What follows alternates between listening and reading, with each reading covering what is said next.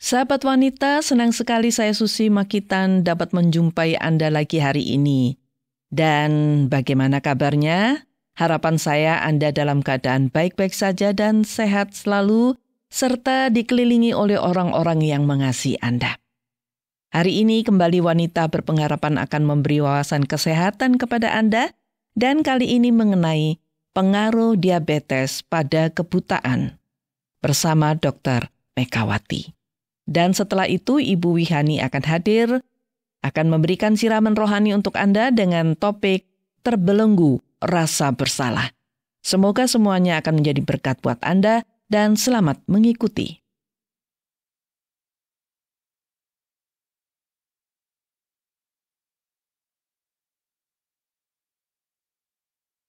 Sahabat, penderita diabetes semakin hari semakin banyak, walaupun orang tahu bahwa komplikasi dari penyakit ini sangat menakutkan. Orang bisa terkena stroke, serangan jantung, gagal ginjal, dan juga buta. Kita memang harus berusaha keras supaya tidak terjangkit penyakit ini. Nah, hari ini saya akan berbincang-bincang dengan Dr. Megawati mengenai diabetes, tetapi secara khusus akan berbicara mengenai pengaruh diabetes pada kesehatan mata atau kebutaan. Semoga perbincangan ini akan bermanfaat bagi Anda dan juga keluarga. Dan sekarang ini Dr. Megawati sudah bersama saya. Bagaimana kabarnya, Dok, hari ini? Baik-baik saja, Bu Susi. Baik dan sehat ya? Iya. Dok, penyakit diabetes ini seperti tidak ada habisnya untuk dibicarakan ya, Dok ya. Di mana-mana orang antusias sekali kalau membicarakan penyakit ini. Bahkan loh, sampai ada komunitas penderita diabetes yang bertujuan untuk edukasi anggotanya. Iya. Nah, dari sekian komplikasi yang sudah saya sebutkan tadi, hari ini kita fokus pada pengaruh diabetes pada kebutaan ya, Dok ya. Iya. Nah, bagaimana gula darah sampai berpengaruh pada kebutaan itu, Dok? Jadi untuk mereka-mereka yang menderita diabetes itu ada 2 penyakit mata yang bisa menyebabkan kebutaan. Yang pertama adalah katarak. Katarak diabetika. Yang kedua adalah yang namanya retinopati diabetik. Jadi ada kebocoran pembuluh darah di retina. Di bagian mata yang namanya retina itu adalah bagian mata yang mengubah cahaya menjadi saraf yang membuat kita bisa melihat. Jadi gitu. kalau katarak itu lensanya keruh.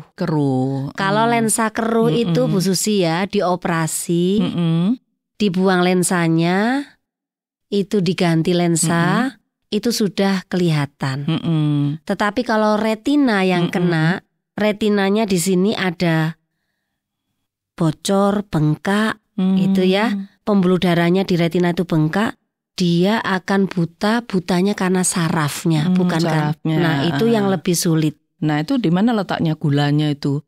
Nah, gula yang tinggi itu menyebabkan bocor pembuluh darahnya. Nah, pembuluh darah di retina itu bocor, sehingga retinanya terganggu. Iya. Itu ya, Dok ya? Iya.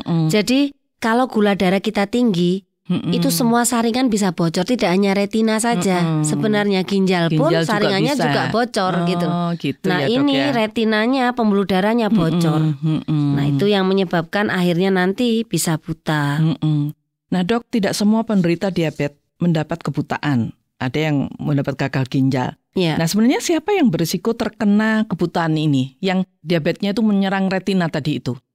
Sebenarnya kalau yang namanya retinopati diabetik ya, yang menyerang retina itu adalah penderita diabetes yang lebih dari 10 tahun. Lebih dari 10 tahun ya. Jadi itu memang itu tinggi terus komplikasi gitu, kronis, iya. Dengan kontrol gula darahnya sangat jelek. Artinya yaitu tinggi atau naik turun, tapi biasanya di atas 200 terus miligram, gitu ya. terus menerus gitu. Lama-lama selama 10 tahun ya.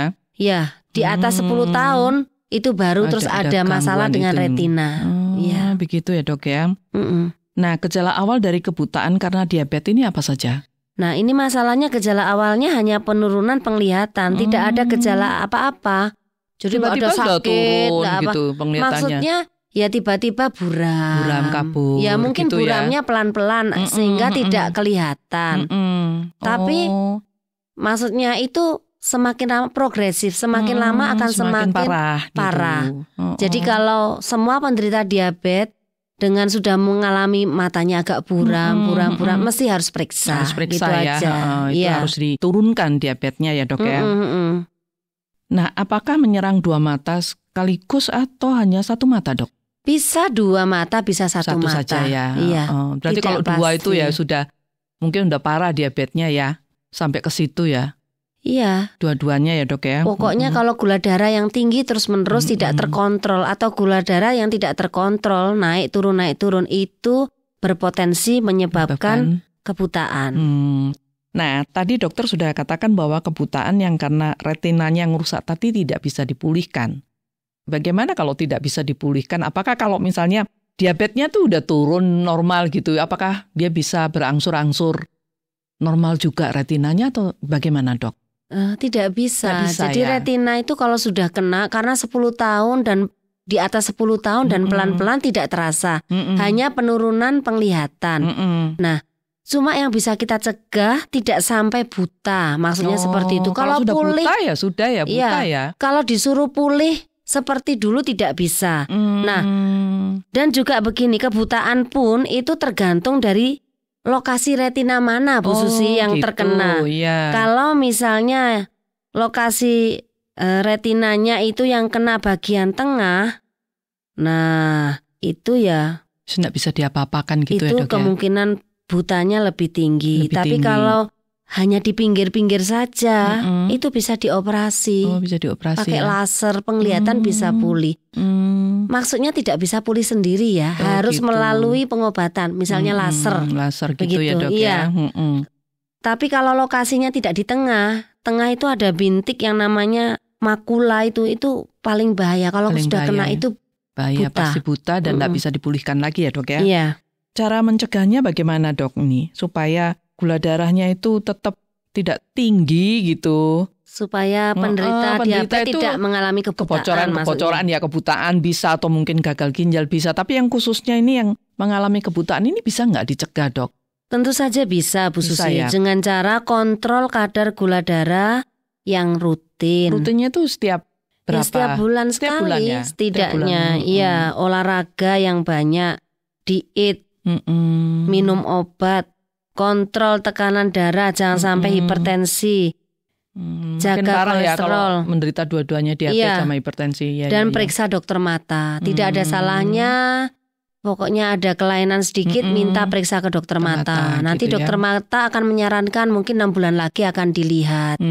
Tapi sebenarnya yang terbaik adalah mencegah gula darahnya naik supaya tinggi ya. Jadi kalau bisa dietnya, olahraganya. Susah ya dok ya, mencegahnya itu susah ya. Mungkin kontrol orang bisa mudah kontrol, tapi kontrol ya tetap aja tinggi. Jadi mungkin masalahnya pada gaya hidup ya.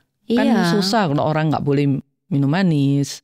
Enggak lah, kalau enggak susah lah. Saya punya beberapa pasien selama orangnya mau disiplin itu enggak susah, bisa bagus gula darah di bawah 150. Bagus ya. Sebenarnya yang perlu diingat cuma satu, bahwa yang namanya manis itu bukan hanya gula. Semua karbohidrat itu juga manis. Ya. Jadi memang tepung-tepung itu dikurangi semuanya. Itu dikurangi. Baik dok, terima kasih banyak untuk penjelasannya. Dan ini saya yakin berguna bagi para pendengar yang saat ini sedang bersama-sama dengan kita. Terima kasih, sampai jumpa di program berikutnya ya dok ya. Iya, sampai jumpa Bu Susi.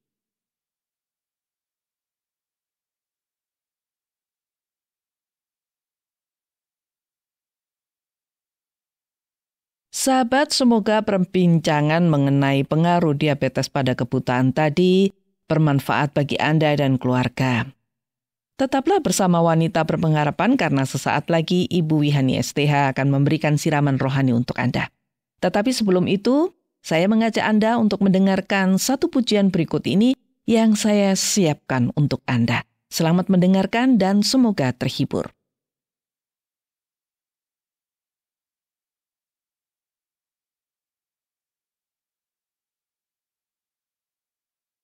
Sahabat Wanita Berpengharapan, saya Wihani senang bersama Anda tentunya pada kesempatan yang indah ini. Saya yakin pengetahuan tentang kesehatan jasmani khususnya tentang pengaruh diabetes pada kebutaan yang dibawakan oleh Ibu Susi dan Dr. Megawati tadi sangat bermanfaat bagi kita semua. Nah, sekarang jiwa kita pun membutuhkan kesehatan tentunya. Kali ini, saya akan membagikan renungan buat kita semua dengan topik terbelenggu rasa bersalah. Sahabatku, untuk mengawali renungan ini, saya ingin membacakan doa Raja Daud yang mengatakan, "Dosaku kuberitahukan kepadamu, dan kesalahanku tidaklah kusembunyikan. Aku berkata, aku akan mengaku kepada Tuhan pelanggaran-pelanggaranku, dan Engkau mengampuni kesalahan karena dosaku."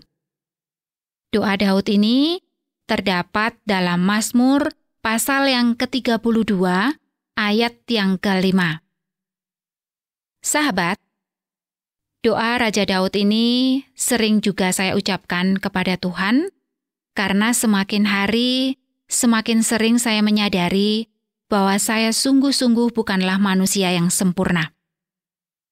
Semakin sering saya membutuhkan orang lain, karena banyak hal yang tidak bisa saya kerjakan sendiri. Saya juga sering melakukan kesalahan yang merugikan diri saya sendiri maupun orang lain. Jadi, saya sangat sadar bahwa saya adalah orang berdosa. Mungkin Anda juga demikian. Semakin hari Anda menyadari bahwa Anda bukanlah orang sempurna. Tetapi untunglah, Tuhan senantiasa memberi ampunan kepada kita. Berapa kali pun kita berdosa, bila kita datang kepadanya mohon ampun, Ia setia mengampuni kita. Kadang-kadang kita menangis dan sungguh menyesal di hadapan Tuhan, dan dengan berlutut kita mohon ampun kepadanya.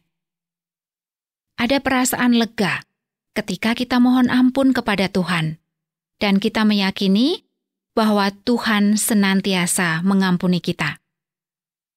Tapi sahabatku, banyak orang ternyata tidak merasa lega setelah mohon ampun kepada Tuhan. Banyak orang ternyata masih tertekan dengan rasa bersalahnya, sehingga hidupnya terganggu. Dan ada orang yang terus-menerus merasa bersalah atas kesalahannya, sehingga rasa bersalah itu terus membelenggu hidupnya. Banyak orang menjadi depresi karena rasa bersalah yang tidak kunjung sirna. Ada seorang ibu muda, sebut saja Tina. Hidupnya hanya diisi dengan termenung dan tanpa gairah selama setahun lebih. Tina telah menggugurkan kandungannya karena ia tidak sanggup lagi mengasuh anak kelimanya itu. Dan ia memutuskan untuk aborsi. Setelah aborsi, ia merasa tertuduh terus-menerus. Ia merasa bahwa ia manusia yang keji. Ia merasa ia seorang pembunuh yang keji.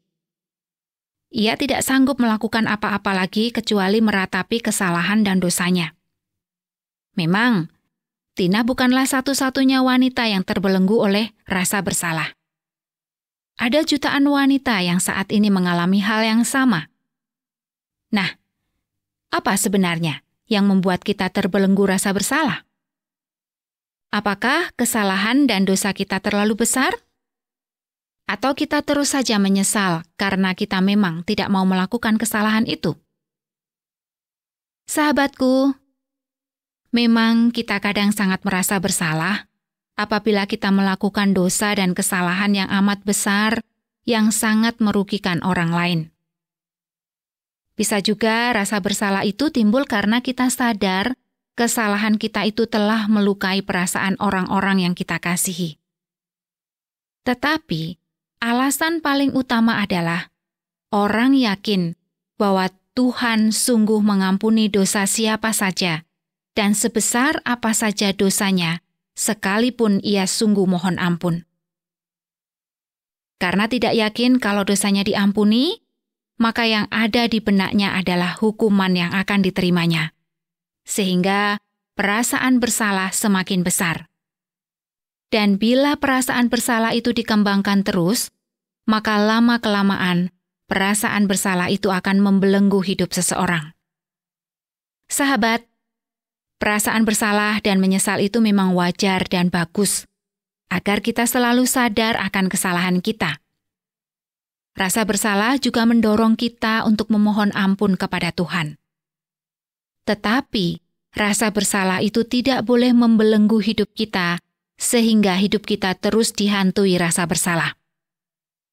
Jadi, tidak perlu lagi menyimpan rasa bersalah ketika kita sudah mohon ampun kepada Tuhan. Tuhan akan setia mengampuni kesalahan dan dosa kita, kapanpun kita datang kepadanya untuk minta pengampunan. Jangan pernah ragu datang kepada Tuhan untuk memohon ampunannya. Marilah kita membuang rasa bersalah yang sudah lama ada di dalam hati kita dan membelenggu hidup kita, sehingga tidak ada damai dan sukacita di dalam diri kita. Yakinlah, Tuhan sungguh-sungguh mengampuni Anda dan melupakan dosa Anda. Bila Anda tidak yakin bahwa Tuhan sungguh-sungguh mengampuni Anda, mintalah tolong kepada Tuhan untuk menolong Anda meyakini pengampunan Tuhan. Hanya keyakinan Anda tentang pengampunan Tuhan itu saja yang bisa melepaskan Anda dari belenggu rasa bersalah. Saya akan menutup renungan ini dengan membacakan firman Tuhan yang ditulis oleh Rasul Paulus yang mengatakan demikian. Karena semua orang telah berbuat dosa dan telah kehilangan kemuliaan Allah, dan oleh kasih karunia telah dibenarkan dengan cuma-cuma karena penebusan dalam Kristus Yesus. Kristus Yesus telah ditentukan Allah menjadi jalan pendamaian karena iman dalam darah-Nya. Tulisan Rasul Paulus ini ada di dalam Roma pasal yang ketiga, ayat yang ke-23 sampai ayat yang ke-25. Semoga perkataan Paulus ini mendorong kita untuk selalu datang kepada Yesus untuk mohon ampun kepadanya atas segala kesalahan dan dosa kita. Tuhan memberkati kita dari sekarang sampai selama-lamanya.